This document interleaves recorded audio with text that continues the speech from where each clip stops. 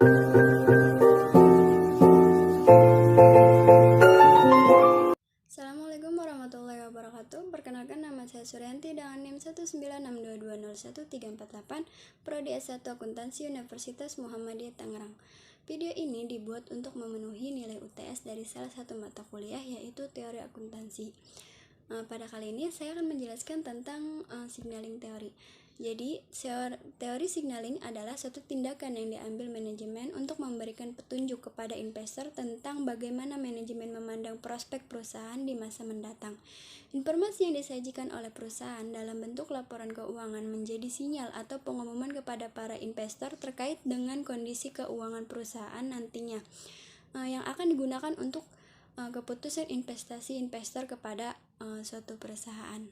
Variabel-variabel yang terkait salah satunya adalah rasio aktivitas. Rasio aktivitas merupakan ukuran efektivitas pemanfaatan aktiva dalam menghasilkan penjualan. Semakin tinggi perputaran, semakin efektif perusahaan memanfaatkan aktivanya.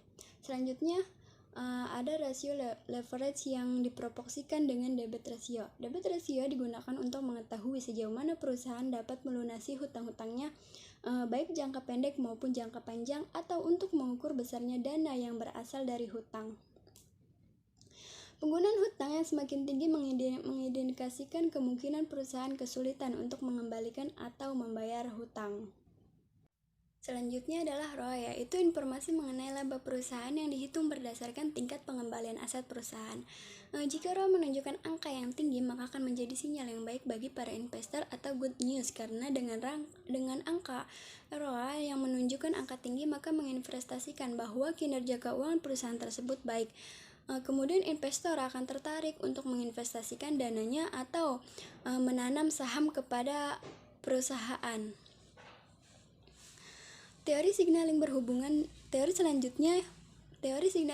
dan current ratio atau rasio likuiditas, yang mana semakin tinggi kemampuan perusahaan untuk membayar kewajiban jangka pendeknya akan memberikan sinyal yang baik atau good news kepada para investor. Rasio nilai pasar merupakan rasio harga pasar suatu saham terhadap nilai bukunya, memberikan indikasi pandangan investor atas perusahaan. Perusahaan yang dipandang baik oleh investor adalah perusahaan yang laba dan arus kas yang aman serta terus mengalami pertumbuhan. Selanjutnya, rasio manajemen aktiva atau asset management ratio adalah rasio untuk mengukur seberapa efektif perusahaan mengelola aktivanya. Rasio manajemen aktiva dalam penelitian ini akan diukur dengan rasio total asset turnover.